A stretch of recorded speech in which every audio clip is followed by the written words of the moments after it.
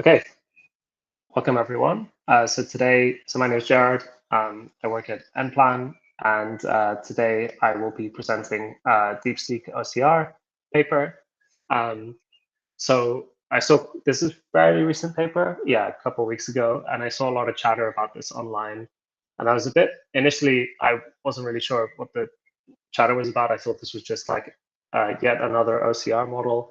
But actually, the thing that people were getting most excited about, and what I then figured like was the interesting contribution to the paper, was not so much the OCR contributions, but rather this is OCR is a way to explore how we can compress long context or like lots of text into into a smaller representation, basically like a vision representation. So can we, let's say you have a PDF, and I'll show quite a few examples. Let's say the PDF is like 1,000 text tokens. Could we represent that as like much smaller amount of vision tokens? So we treat this as an image, and basically still maintain the same amount of information. So OCR is an interesting way to explore this because you basically encode the document that you care about, and then you're seeing how well can you reconstruct the document effectively on the other side. So can you take the compressed representation and use a decoder model and see if you can reconstruct the input and how faithful is the output to the input. So so as they mentioned, basically they want to explore this, like how can you compress long context via like using vision models, and effectively they use an encoder decoder architecture, which I'll talk about. So what's really cool is that they show that with their method they can achieve like near lossless compression with near lossless reconstruction with about like a 10 times compression ratio.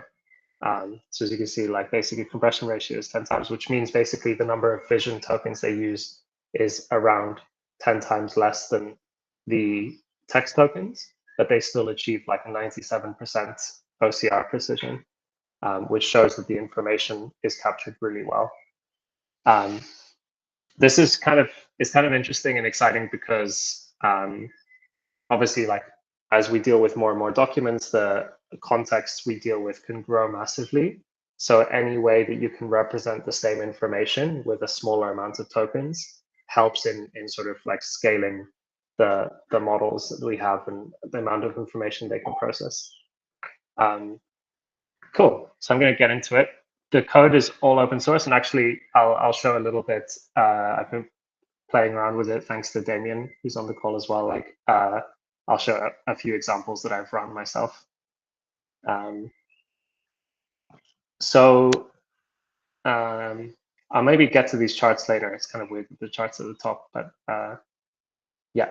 So as I was mentioning, I guess current language models, they scale quadratically with the input, with the sequence length, right? Because of the attention mechanism, there's lots of like techniques that have been created to make that more efficient, but ultimately, like each token is still attending to all the other tokens. So the approach here, or like the thesis here, is like, can we compress textual information using like images or using a visual modality, using much fewer tokens? Yeah, so that's kind of like the thing that they want to explore and look at, and then DeepSeek-OCR is kind of their proof of concept to show that this is like at the very least worthy to continue researching and exploring. So they show basically that with this like vision encoder plus decoder, you can effectively like decode visual representations, which are like very compressed. So you could theoretically, like OCR is one task, but I guess you could theoretically train the decoder to do all kinds of tasks with a much smaller, like compressed visual representation. And they experiment with like the different encoder models, and they kind of inspired off of like the like Quen and some previous DeepSeek vision language models to try to create something that is like efficient and creates like the minimal amount of vision tokens to represent the inputs, even with like high resolution. Yeah, I think we kind of talked about all this. So they start by exploring like previous architectures and give an example of, well, give kind of reasons why like they currently like suffer or what their deficiencies are. So a lot of it is kind of to do with like how you deal with high resolution images, I think, and like how many vision tokens it takes to represent those images. And then there's also issues, for example, in the left case with like parallelism and how you how like scalable it is basically. So in this case, you can have like two different like vision transformers to process high low resolution images, or you can create like in the middle one, you can create like different patches, as I understand it. So you have like the image has different tiles, they call it, and then you process each of those like independently, I think. So you reduce like the activation by just looking at each tile. And the final one is like the Quen series, which is quite nice because it can handle like different types of resolutions. So I looked a little bit at this paper, and they have like some quite smart methods to like handle different size images, basically, in terms of how they encode those. But it still faces like challenges with like really large images because of the activation memory. So like if we're dealing with too many, if it's a high resolution, we're dealing with lots of tokens that then need to attend on each other. Then they go on to explore like current, I guess, state-of-the-art end-to-end OCR models. So end-to-end OCR models are where you use one model to do the full OCR rather than what they describe, which is, I think, typical OCR methods use like a couple of steps, like maybe some layout detection and recognition or something like that. So they have a couple of these are the models that they effectively will compare like their approach to. I thought this was quite neat. So basically, like how many vision tokens does it take to represent 1,000 words? And it's like, cool, can a picture represent 1,000 words? Let's see if that's the case. Yeah, Asha? What's the definition of a vision token? Is it some like an n-dimensional vector, or is it like just a number, or what is one of those? Yeah, so you can think of it, as I understand it, you can basically think of it the same as like how a token is represented in a typical language model. So, but instead of, I guess they differentiate from like the typical way you would take a token, embed it, and feed it into a transformer. This is like a representation for a patch of the image, basically, that you feed into like a language model. Okay. Cool. Yeah, it's a good question. It's because basically the way it works, from what I understand, is you're effectively, when you have like image and text, you are tokenizing and embedding those, or you're encoding it in some way. Like text, you would just like embed and pass into the transformer models. But in this case, we're going through a process of like tokenizing. There's some downsampling, and then there's some using clip models to embed. but ultimately what comes out is a set amount of tokens that get processed alongside the text tokens. And that's the input into the LLM effectively. So all of these, well, yeah, this get put in, and then the prompt gets put in, and they get processed in the same way like you process just text.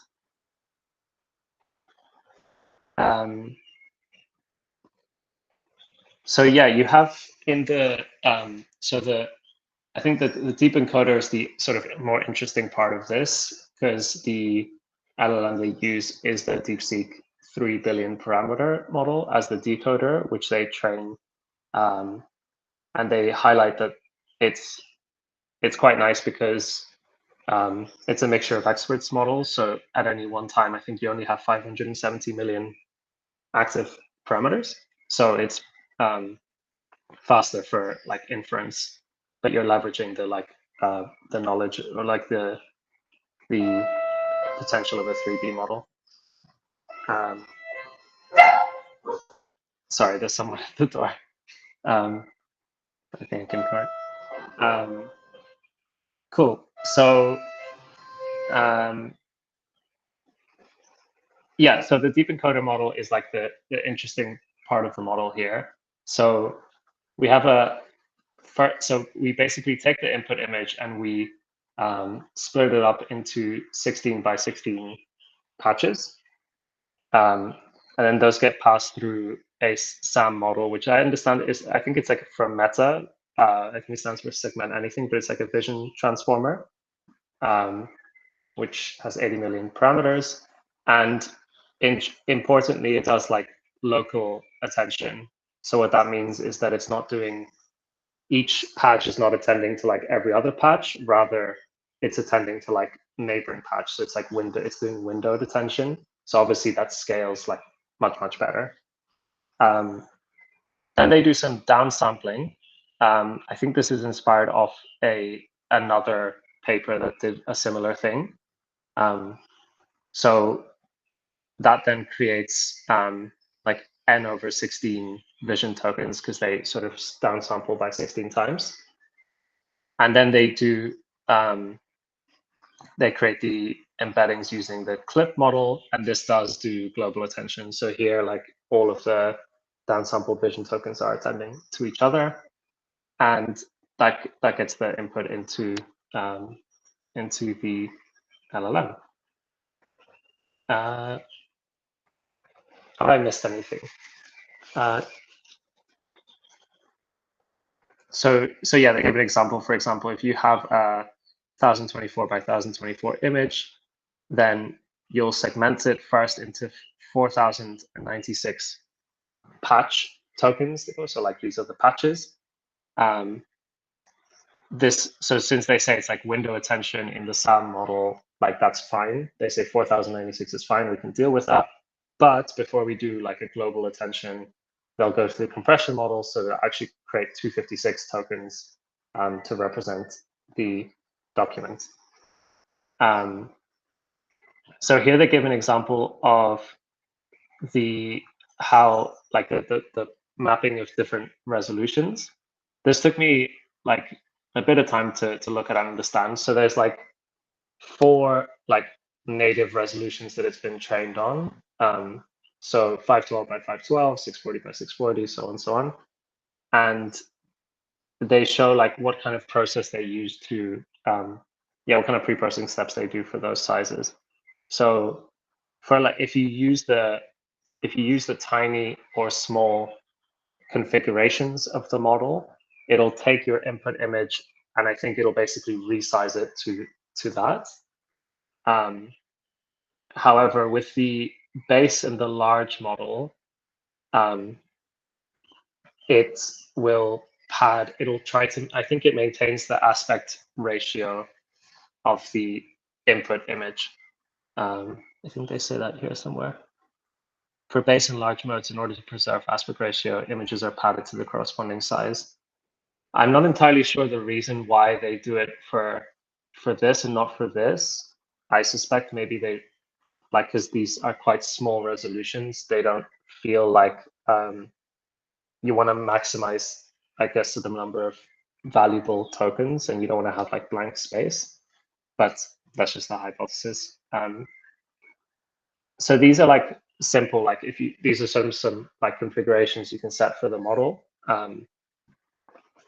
And they also have these kind of dynamic resolutions where, okay, so this is where I was like maybe like a little bit confused of how this works exactly. But from what I understand, they basically have a parameter n here to like crop the image or split the image up, where you have like each patch of the image is like 640 or 1024, and then you add it to the whole image, which is like resized to 1024 or 1280, depending on if you use Gundam or Gundam Master. And their explanation for having this is that when you're dealing with very high resolution documents, scaling it or like, yeah, resizing them to this size, like loses information and like you don't get as high quality in terms of the output precision. The example they give is like newspapers, which I guess maybe are like quite high resolution and have like small text. So maybe the text becomes like too blurry to deal with. But yeah, this is kind of interesting. I'm not sure what the like, I haven't thought about this much because I don't know what the addition means, but I assume it means like each patch in the global image is like processed together or something like that.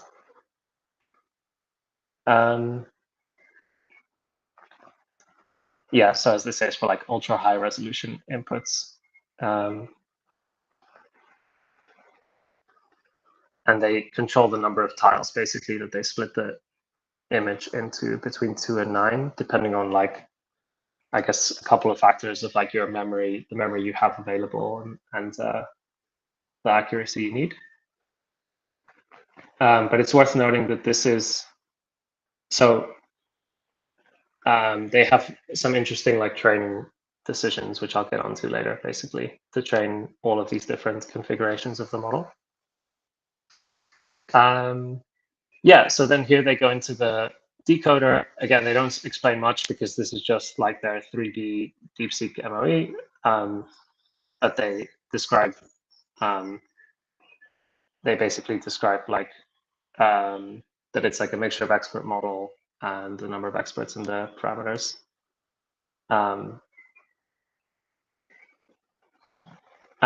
Cool. So then there's like the data set and then how they train this model. So they use a couple of different types of data. So they have like what they call OCR 1.0 data and OCR 2.0 data, which is like, I guess, more classical OCR and then more advanced like OCR. So they have 30 million pages of PDF data covering about 100 different languages, but predominantly Chinese and English. And they create two types of annotations, which I thought was interesting. So they have like coarse annotations and fine annotations. So coarse annotations, they use a library, like an OCR library, to extract, to recognize text. And then the fine annotations, they use different like layout models.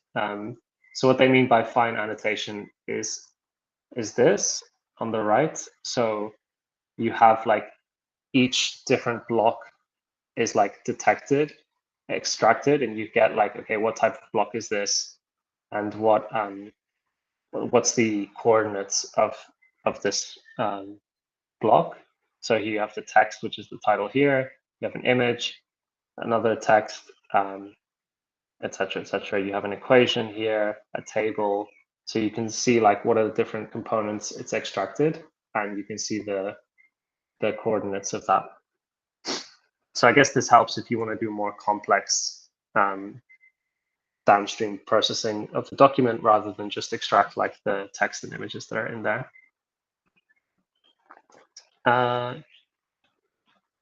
They have a couple of different prompts that they use to train to get the coarse annotations or the fine labeled annotations.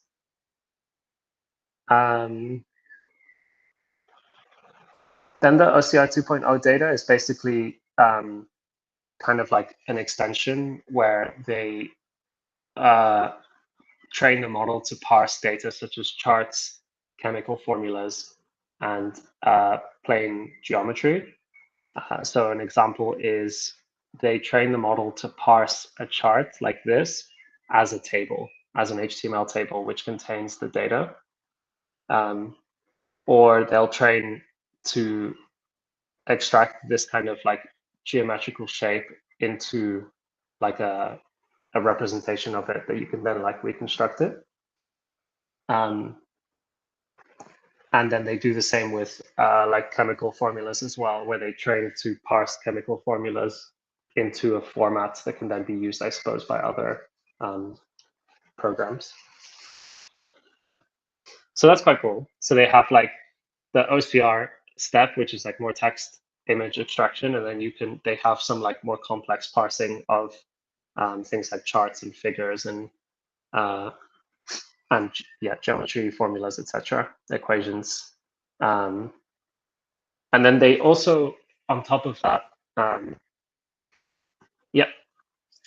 sorry, just going back to this bit where you're saying, okay, they've got these annotations, they've got different types of so when they're doing the training, is the actual output that they want the fully annotated with the bounding boxes and the text? Is that what they're actually end-to-end training it on? Is that what that is?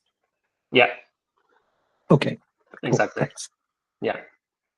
So this is what they're training it on. So they're constructing a data set that's like has quite a variety of OCR tasks, but then also they include kind of more like general tasks here, like caption, detection, grounding. And they include 20% of this data, presumably, I imagine, because that maybe maintains some generalization of the model, which supports in doing some of the other kind of tasks. So for example, one thing you can ask this DeepSeek-OCR model is to like, you can give it an image and you can tell it to like explain what's in the image. And I wonder if maintaining 20% of data to do these kind of general world vision tasks, that maybe that supports like the performance of it. But that's just purely speculative on my side. And then they include text-only data. Again, I suspect it's like a similar reason where maybe they want to maintain some kind of like general performance on these things. Maybe it improves on how it performs on specific subtasks. So yeah, in total, they have like OCR data, which is the vast majority of it, and then some general vision and text-only data. And so they have like, when they come to train it, they train the DeepEncoder first, and then they train the whole like DeepSeek-OCR. So I wasn't quite sure here. Maybe this links to your question, Arshad, about like how they train this, or what's the ground truth data they use to train it. So here they say they use the OCR 1.0 and 2.0 data to train this encoder. I'm not sure, and it says they use the next token prediction framework. I don't really know. Yeah, I don't quite know like what it means here exactly to like in terms of like the next token prediction and how they get that. I suppose. Oh, it says we utilize the compact language model. Okay, I don't personally know what that means. I haven't looked into it. But I don't know if they use a different language model for that. Yeah. Oh, hello, hi. Thank you. Can I please ask a question about the training part? Because before I thought they're using SAM and CLIP, to backbone to train as well, but it seems like it is using pre-trained ones. So Yeah. as far as I know, SAM actually does kind of like object detection. It wasn't like from the website showing, from the Meta website, it doesn't seem like it is dealing with text or patches from the text image. So No. I'm quite confused about that. So how do they actually be like using the pre-trained way to actually use on these text image? And another thing is the same questions goes to Clip, because Clip accept, like from what I can see, Clip accept the image directly, but in this architecture, what we are feeding it is actually like token or embeddings already. So Yeah. I wonder whether that would work. Yes, great questions. So on the first part, SAM is used, so it doesn't process text, but it's used to create like an encoding of the image. So the output of that is presumably basically some kind of like encoding or of like each of the image patches, and then the Clip model is used for the embedding. They do mention somewhere that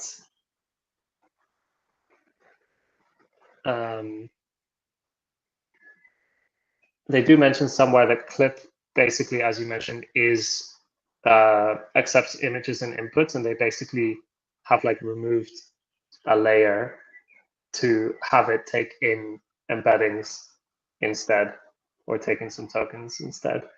But I forget exactly where they mentioned that.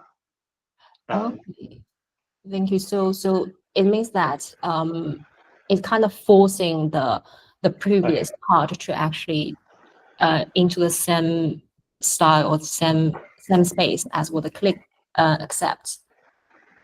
Yeah. Okay, So that we makes use the SAM base, and then it says, for Clip, we remove the first patch embedding layer. But they use the output tokens from the previous pipeline. So I suppose they do mention that they use these models because they want to leverage the pre-training. I guess they just adapt them and then continue training on them for this specific task. okay. Thank you.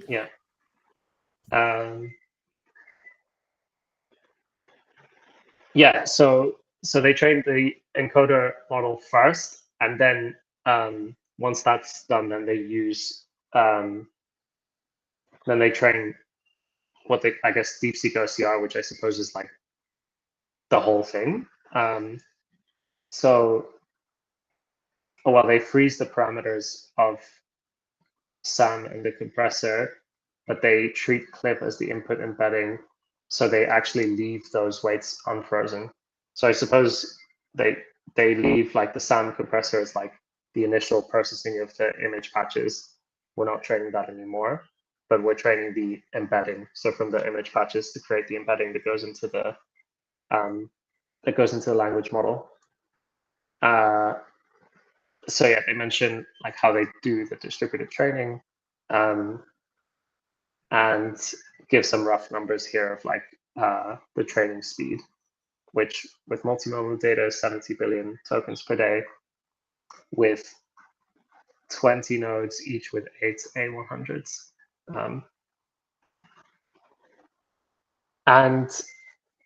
So they so when it comes to like evaluation, they look at basically a couple of things. They look at like what's the OCR precision, and then how many vision tokens did it take to represent the text tokens that are on the page. I was a little bit so they use this like Fox benchmark, and I was a little bit confused what they meant here. It wasn't entirely clear to me where they say they tokenize the text with DeepSeek-OCR's tokenizer. And then they select documents with 600 to 1,300 tokens for testing. So I suppose they mean like pages which have that range of text. which happens to be 100 pages. So I guess like in all of the data set, they have like 100 pages that they evaluate on. I know it seems really small to me, so I feel like I'm missing something. But then they also evaluate on OmniDocBench. But for this first example, they're kind of looking at, since they're looking at a small number of text tokens, they just wanted to, I suppose they do this just to understand, okay, like if you increase the compression, how does the precision change? And they do this with the tiny and small model. So with the tiny model, which is 64 vision tokens, you can get between 10 and 20x compression, but you can see the precision kind of drops from 96% to 60%, with like a huge drop off towards the larger compression ratios, but still maintains a fairly good representation of like what the document is. But yeah, if you upgrade to 100 vision tokens, you can get like pretty good precision at around like the 10x compression. Although again, like the number of pages here, I'm just like, can you make that conclusion off like 4 pages of examples?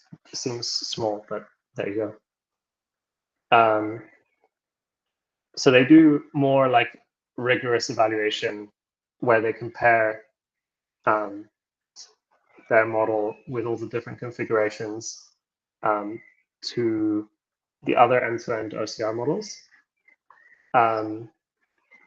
And yeah, obviously it performs like pretty well, but it's not even the performance that they necessarily highlight. It's more that they perform very competitively with a much smaller amount of vision tokens to represent the document. So for context, like GOT-OCR is the smallest representation. It's like 256 vision tokens, which is kind of like their base model, but it like outperforms it. I think across the board. It's kind of hard to see this table, but you know, you can see like the table edit distance is 0.45, whereas here it's 0.163. So like pretty, it's a pretty sizable difference. So they're able to capture a lot more information with the same amount of vision tokens.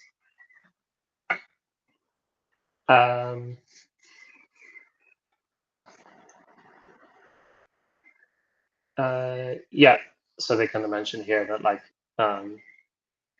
basically this shows that it's kind of worthwhile to continue exploring this as like a research direction. They look at, so here they look at basically different types of things you would parse, and in English and Chinese, so text, formula, table. I'm not sure exactly what order means.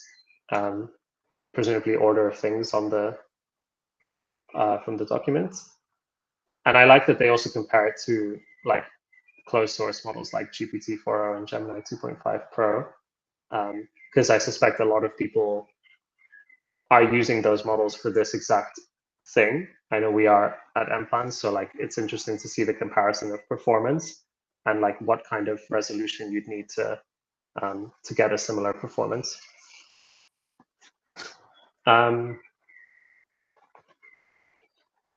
So yeah, this is all kind of just like explaining the results as I kind of explained now. And then they kind of show some like some examples of the parsing. So one example is like you might take a document like this and have a prompt of converting it to Markdown. And so you'll get something like this out. So this is specifically for the Europe one. So you can see it extracts like the headlines, titles, the text, and then it understands where to put it detects the image. So it knows that the image is there and also image here. So it extracts the images as well and saves those like separately. But you can also take an image like this, and you can have the prompt like parse the figure, and it'll parse the charts into a table, an HTML table, in this case, it worked pretty well, but I believe this might be cherry-picked because from my tests, it's pretty bad at extracting tables from charts. I'll show you an example in a bit. But yeah, you can do the same with kind of these kind of documents, which are quite like, the layout is quite weird. So it's able to sort of pull it out and then also pull out the image, and you can also use the same prompt on like images to describe like what's happening in the image. So they call this like deep parsing. So effectively, you could take a document, extract the text, take the images, also run those through the model to like parse them, and then you could feed all of that as context into a language model to then do whatever you want with for like interpretation. You could chunk it and put it into a vector store or whatever your downstream task is. Similar thing here, but they're showing off like the chemical formula parsing. It's kind of lost on me here, but I suppose like this is just an example of like how they can take this image of a chemical formula and parse it. I guess useful if you're into that. And similar here with the geometry. So they're showing how they're able to extract the different points and lines and basically represent that in a chart. You can see it makes slight mistakes, like this line is extracted as a point here, whereas I think it's supposed to go to D as well. But you know, it's a pretty good representation of it. They show also like different languages. They test it again. This is like I believe these examples are like cherry picked for the paper. So I think try it out for yourself for your use case, because it might not work as well as it does for these specific examples. Here they show like the bounding box use case. So it's able to detect like different objects in the image or highlight highlight specific text or things like that. And that's the paper. So they give, you know, they set out basically to show that we can use a much smaller, compact representation of a document using vision rather than representing this text. And you can basically compress the same, get the same information with 10 times fewer tokens than if you were to just take the text and use a typical tokenization process. They give a kind of an interesting, I thought this was quite interesting, is like parallel to how we retain memory. So like you could, if you take like a memory that you have, like something that just happened, you have like a very clear resolution of what happened. Like if you think about what you've done today, you probably have a very good memory of it, but things become blurrier and blurrier as time goes by. And what they say is like you could probably have a similar thing with like documents. Let's say you have like an application where people are uploading documents all the time, and you want to consider the context from all of those documents, but we obviously have a limit of how many tokens we can process. So you might basically use a smaller, more compact representation of the older documents, and you might use a higher resolution representation for the newer documents. And so you can kind of balance out like the number of tokens that each takes. So they show this in this diagram where you can basically, let's say, if it's a very old document, you use the tiny configuration, small, base, large, Gundam, and then you might even just use text tokens if it's like a very recent document that you want to have like, you want to make sure there's no information loss. So I thought that was kind of interesting as like this like multi-level compression, they call it. So this is, I guess, a way of like having, well, they say infinite context, but I'm not sure. But yeah, maybe ultra long context is more is more appropriate, because I don't know how, like, theoretically, I guess they're suggesting a path towards unlimited context architectures. But this is kind of cool. I feel like it's a really cool, like, proof of concept, and I feel like it's an interesting direction of research. I feel like it's given me, it suddenly, like, opened my eyes to, like, oh wait, like, we've just assumed that text should be dealt with as text with, like, the typical tokenization, but actually, if we can compress it as, like, images and retain the information, then there's no need to process it as text. So it might open up, like, interesting applications for I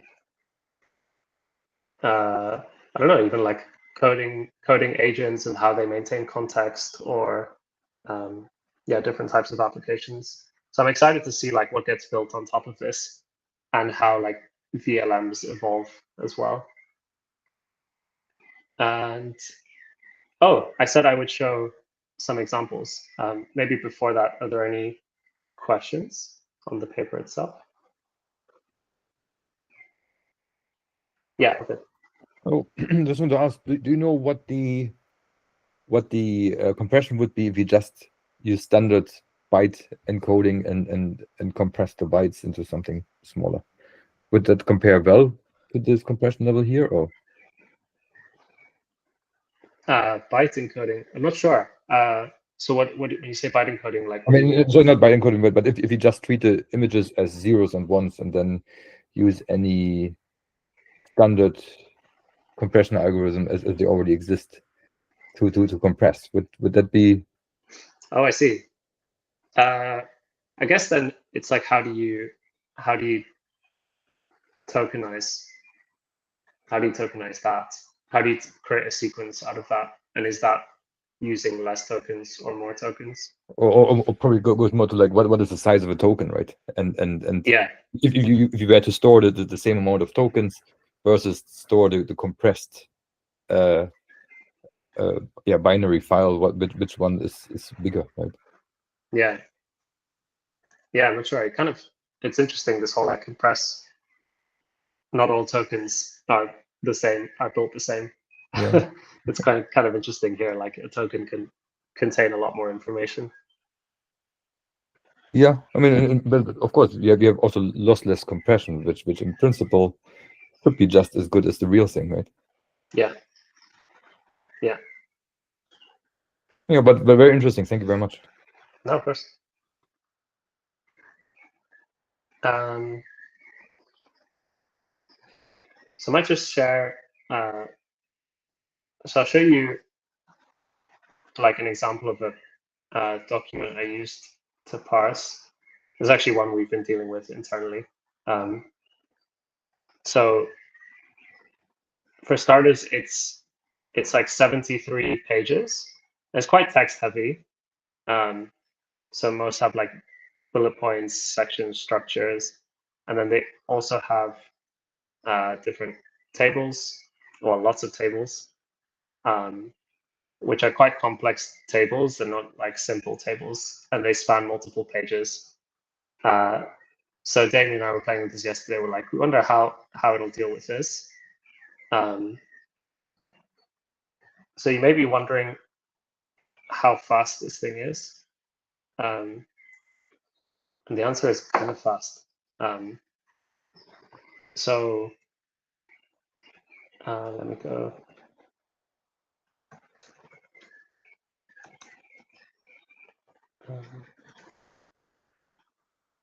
So I'm running this on this 73-page PDF document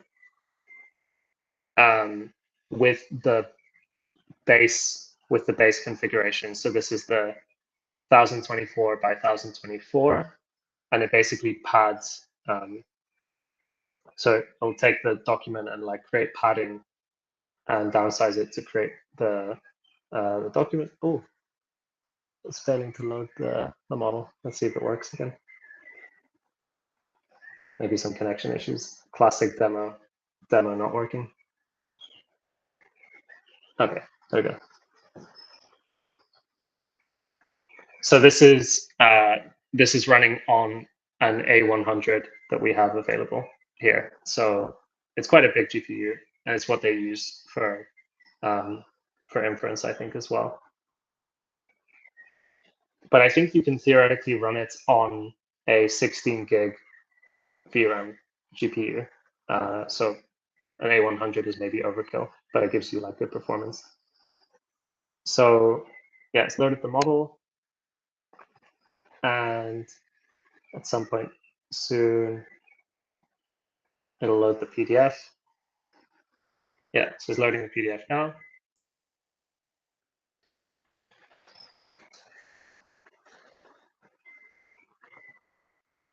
And then now it'll start the parsing.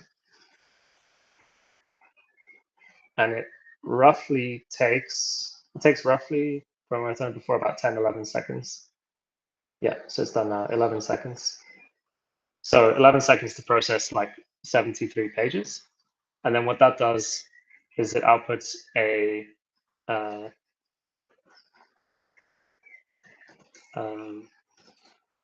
this. So you have two markdown files. This is the coarse file. This is the fine-grained files. So I can show you. This is the coarse one. So if I go to the top, you can see there's like extracted sections. It marks the page splits, table of contents. Then if I go further down, you'll also see like tables. Yeah, so these are like different tables that it's extracted as well as HTML. And then also, this is the fine-grained stuff. So you can see basically for each block of text or content, you have like the coordinates as well. So I guess if you want more specific like layout or to understand the layout of the document, you could use this. It also outputs the like a PDF with the bounding boxes of all the different components. And then it also extracts out images. In this case, there's no images. But I have another one where I did it with the paper, and that has images. So to show you. So this is kind of what I just copied into a Markdown previewer. This is kind of what it ends up looking like. So it does like a pretty good job with like the text and extracting the text. I think it struggles with like complex data. So for example, the columns are incorrect for these tables because there's some quite funky formatting in the input document itself. So you can see here that the text is kind of like, it's vertical. It's a little bit hard to read. This says like C.other consultant and then not applicable. And that gets mapped to like other C.consultant, and it not applicable, it does appliance and then no. So it's not perfect, but the text, the fidelity of like the text is pretty good. I then tried an example. So I then tried to test it on like different charts. So I passed in this chart at the top. Go to the top. So I passed it these charts to see what it would output, and it output. Sorry, I keep having to like change what I'm presenting.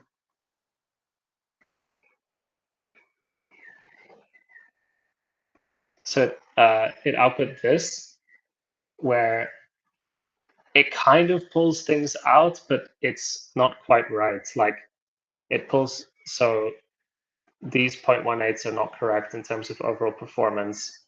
It's missing the text tokens, and it's missing a couple of different examples. But you can see and it like repeats it gets stuck in like repeating a lot of same information. Like it's just pulling out DeepSeek-OCR when the image had like lots of other models to compare to. But those are quite complex charts. So then I decided to, well, let me just share my screen so I can show you. Oh God, you can all see yourself now. So I tried to give it this, and I guess I purposely gave it like it as one image to see how it would deal with it. And the result is like not that good. So it outputs something like this, where it does pick up this like intelligence, speed, and price, but it doesn't manage to like cross correlate them well. Gemini 2 appears like so many times. It gets stuck in like a loop generating just Gemini 2. Goes a bit crazy. So it didn't do super well with that image, but I suspect that might be because there's like 3 different charts that it's trying to look at and process at the same time. I haven't tested like just doing one of these, but I suspect it would be a lot better. So not like amazing results in terms of charts, like processing charts, but then again, like I feel like it's a tall ask. But it's very, very quick at processing like text-heavy documents. And yeah, that was it. Any final thoughts, comments, questions? Anyone else who's played with this?